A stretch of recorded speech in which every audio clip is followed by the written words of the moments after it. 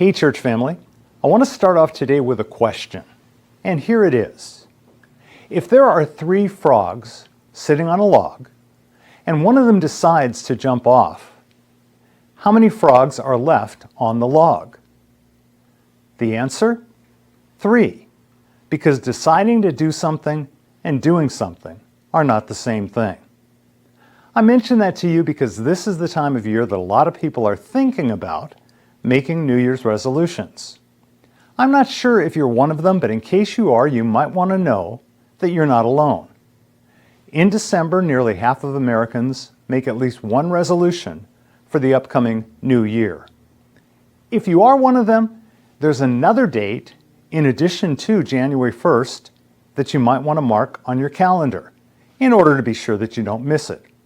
And that date is the second Friday in January, which this coming year falls on January 10th. What's the significance of the second Friday in January? Well, that day has been designated as National Quitters Day, which is the day by which 80% of Americans will have thrown in the towel on the resolutions that they've made. But don't be discouraged. If 80% of Americans quit on their resolutions, that means that 20% don't.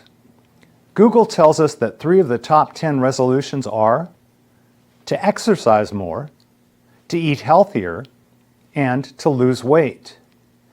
As I was thinking about that, I was reminded of something that the Apostle Paul wrote to his associate Timothy in 1 Timothy 4:8. It's there that we read that physical training is good, but training for godliness is much better, promising benefits in this life and in the life to come.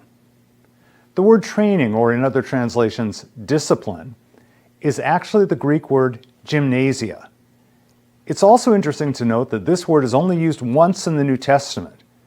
In comparison, the word godliness is used 15 times, which ought to show you something about the importance and value of godliness over exercise.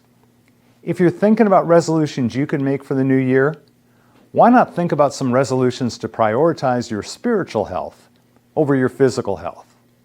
Why not try reading the Bible for 10 minutes and then spending 5 minutes in prayer each day?